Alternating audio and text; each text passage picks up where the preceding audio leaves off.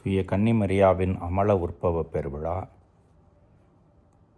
மரியாளுக்கு கடவுள் கொடுத்த ஒரு கொடையை கொண்டாடுகின்ற விழா. இயேசுவினுடைய பாடுகள், மரணம், உயிர்ப்பு இதனுடைய பலன்தான் பாவ மன்னிப்பும் பாவமில்லாத மீட்பும், பாவமில்லாத நிலைக்கு ஒரு உயர்த்தப்படுவது. இதன் பலனை தூய கன்னிமரியாவுக்கு கடவுள் முன்கூட்டியே கொடுத்து கருவாக அவர் உருவாகும் முன்பே பாவமில்லாத நிலையிலே அவர் உருவாக்கப்படுகிறார். காரணம், கடவுளை பெற்றெடுக்க அவர் தேர்ந்தெடுக்கப்பட்டது தான். தூய்மையின் முழுமையாக கடவுள் இருக்கிறார். அவரிடம் கரும்புள்ளியோ பாவமோ இல்லை. அப்படிப்பட்ட ஒரு கடவுளை பெற்றெடுக்கின்றவர் பிறப்பு நிலை பாவம் அல்லது ஜென்ம பாவம் என்று அழைக்கின்ற அந்த பாவத்தோடு பிறக்க இயலாது. எனவே அன்னை மரியாளுக்கு கடவுள் இந்த கொடையை கொடுக்கிறார். 1854 டிசம்பர் 8 இதனை ஒரு விசுவாச கோட்பாடாக திருச்சபை அறிவித்தது.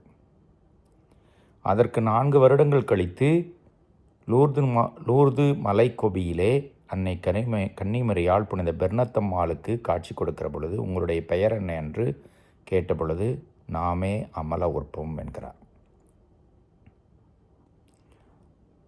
அதே நூற்றாண்டின் தொடக்கத்திலே மிராக்குலஸ் மெடல் என்று அழைக்கப்படுகின்ற அந்த சிறிய சுரூபத்தை வடிவமைக்க புனித கத்ரீனம்மாளை தூய கன்னிமரியால் தேர்ந்தெடுத்து அந்த சுரூபத்திலே இமாக்குலேட், பாவமில்லாதவர் என்று பொறிக்கப்படுகிறார்.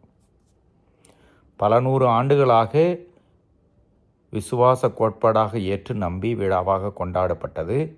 திருச்சபையால் அதிகாரப்பூர்வமாக அறிவிக்கப்பட்டு அதே பலனை நாமும் அடைவோம். நாம் பாவமில்லாமல் ஒரு நாள் கடவுளோடு என்றென்றும் இருப்போம் என்ற நம்பிக்கையை நமக்கு தருகிறது.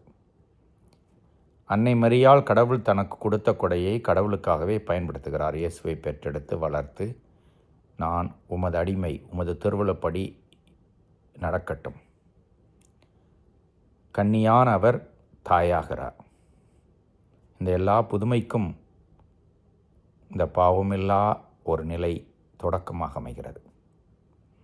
அன்னை மரியாள் நம் தாய், நம் முன்மாதிரி, கடவுளுடைய விருப்பத்தை நிறைவேற்றுவதற்கு நமக்கு வழிகாட்டி, இன்று நமக்காக பரிந்து பேசுகின்ற தாய்.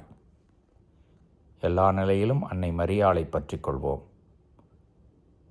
இப்பொழுதும் எங்கள் மரண நேரத்திலும் இறப்பின் வேளையிலும் வேண்டிக் கொள்ளும் ஆமென் என்று அன்னை மரியாளை நோக்கி ஒவ்வொரு நாளும் ஜெபிக்கின்றோமே, அந்த மரண நேரத்திலே இந்த பாவமில்லாத நிலைக்கு நாம் உயர்த்தப்பட வேண்டும்.